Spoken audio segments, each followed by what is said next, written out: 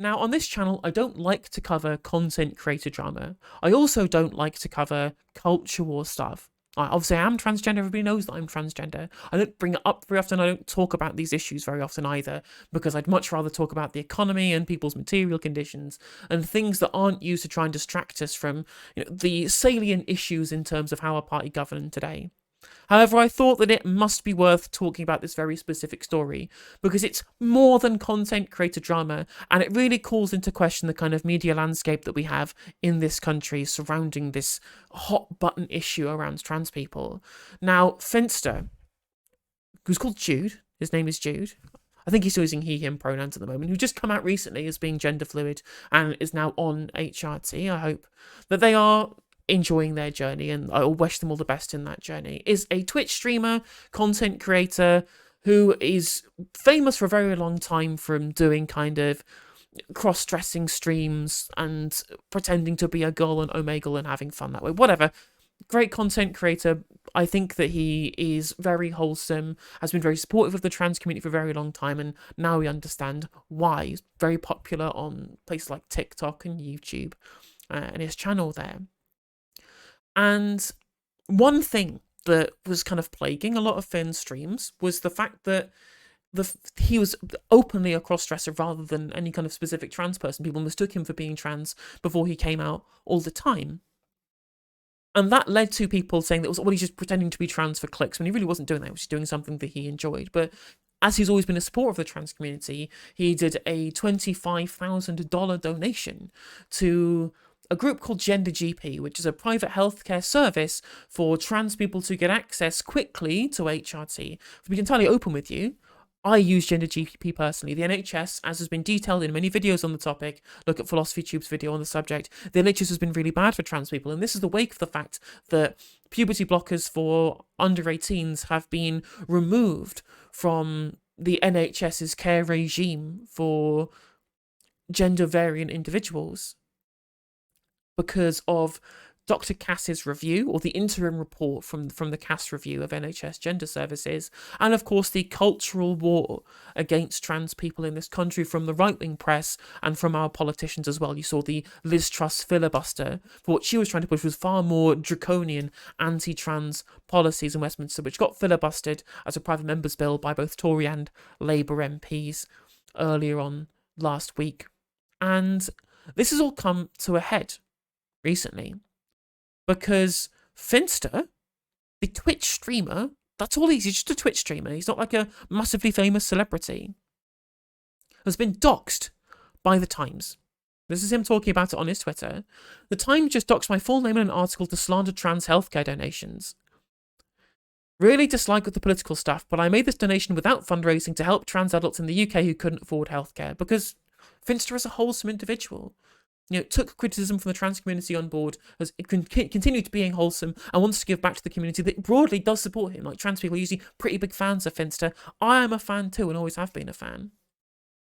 Having said that, I have no problem with puberty blockers being prescribed to give people a better life, because you can still, if you're an under 18, you can still get puberty blockers from private healthcare, even if you can't get it through the NHS, because that can get controlled by the state, where it's much more difficult to interfere within private markets for these things. Although you can still get puberty blockers on the NHS if you're cisgender. If you're a cisgender child with precocious puberty, that's an on-label use of puberty blockers. But the government, in their ideological war against trans people, have decided that they're going to stop off-label use for it specifically, even though it's used across the world, specifically because they want to continue this cultural war against trans people. F1nn5ter continues, I'll happily pledge the entire donation amount again, plus what was matched by my viewer at the time, and for the journalist that asked me for my quote 3 hours before the article was released, my official quote is suck my ass. Exactly how I would respond if any right-wing rag, because let's be real here, the Times is a right-wing rag. It is not the paper of record, it's owned by Rupert Murdoch. Rupert Murdoch is an absolutely awful outlet, which has essentially been running an entire culture war against trans people, deliberately to try and foment and to manufacture consent for the removal of our rights, the removal of our access to healthcare, and essentially to try and get a cultural boycott of us in the country. The Times is an absolute monster of a newspaper, and this is just the tip of the iceberg, really. But let's have a look at their article and see what they say. So this is Helen Mebberley from Gender GP, and I big fan of hers, because again, without her setting up GenderGP, I wouldn't have been able to transition. I would be stuck on a waiting list.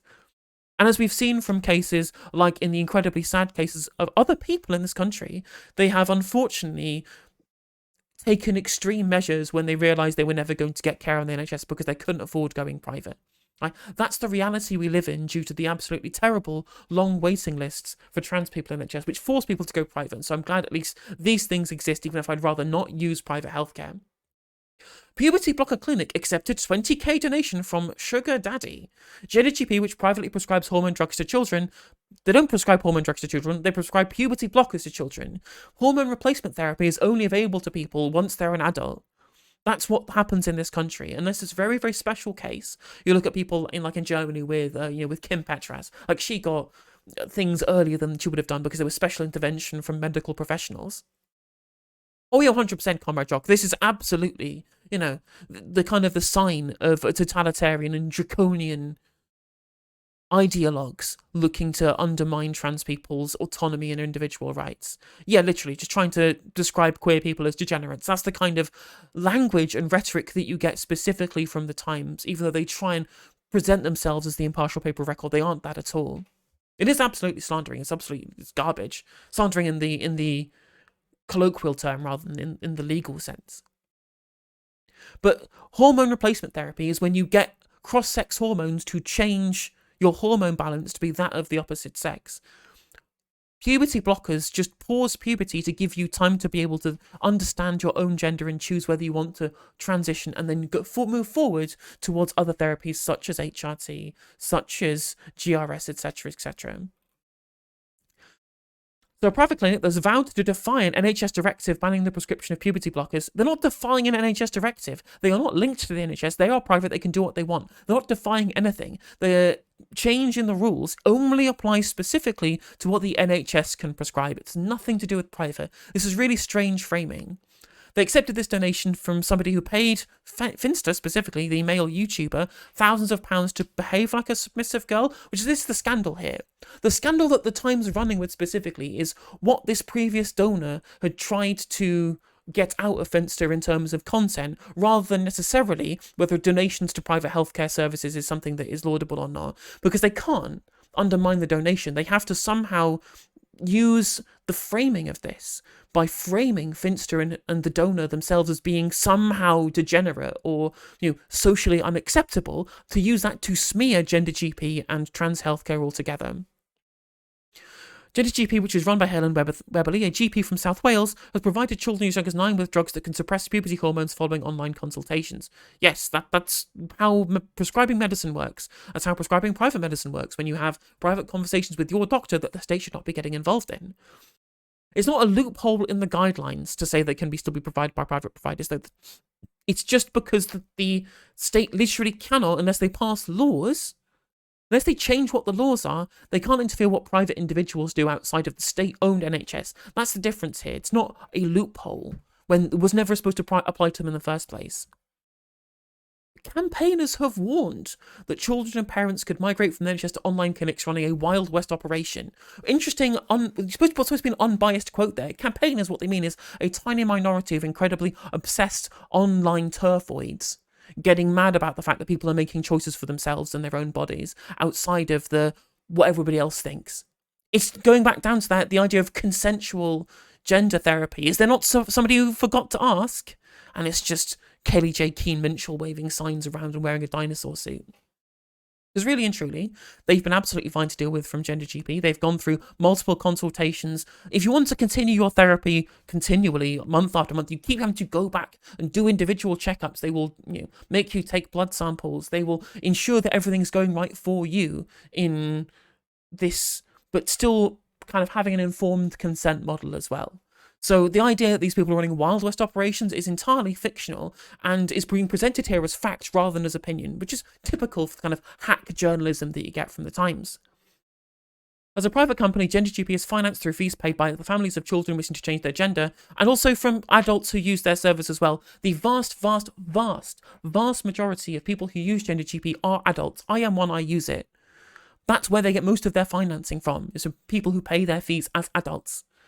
the idea that they're trying to frame this as they're just there for children is nonsense, when the children are a tiny minority of people who they get served by this. And again, just for puberty blockers and for pathways towards what they would like to do in the future and consultations, they only provide them with things like hormone replacement therapy, and access to other gender-affirming care is only when they become an adult.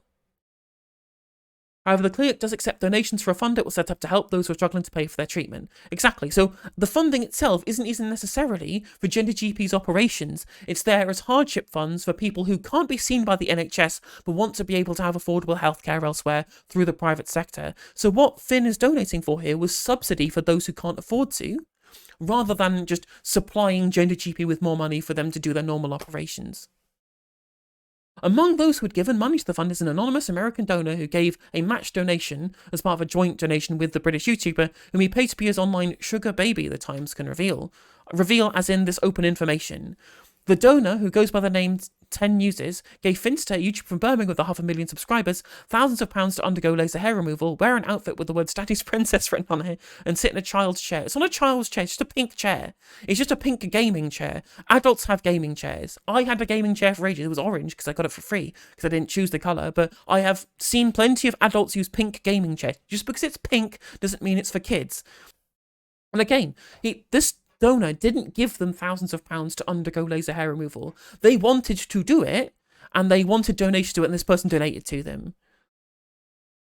f1nn5ter, whose real name is Redacted, 23, initially grew an online following by making videos about computer games. He began wearing female clothing after telling his followers he would do so if he received an $1,000 donation from them. Having previously described himself as a cross-dressing man, he announced this month he had started taking feminizing hormone therapy and now uses both he and she pronouns. According to Redacted, his anonymous benefactor is a wealthy American businessman in his 40s who had previously worked as a doctor. So you can just see how absolutely crazy this stuff is. How absolutely wild the kind of framing of all of this is. Indeed, when people are having, individual transactions between each other, nothing that's related to the cause that they are donating to, which is essentially a hardship fund for people who are too poor to be able to go private for the gender-affirming care that they need, and that is recommended as the correct treatment for gender dysphoria by every international organisation, every international kind of healthcare provider in the world, all supports this idea of the gender-affirmative care is the correct treatment for people who are diagnosed with gender dysphoria. And then they try and smear the incredibly noble donation that's being done here by whatever f1nn5ter and this donor have engaged in consensually between each other in return for money in f1nn5ter's job. This is absolutely rancid journalism for an appalling organisation. And again, because they're trying to, as Comrade Jock put it in chat, specifically run this idea that trans people and people who support them are all filthy degenerates. But the fact that these people got into something privately in their own time is somehow anything to do with the donation that happened to the Gender GP Hardship Fund that was then matched by somebody, again, matched in no way to do with any of the things that happened on stream or happened between the two of them privately. But the fact that what these people have engaged in outside of this donation is why they're trying to smear this.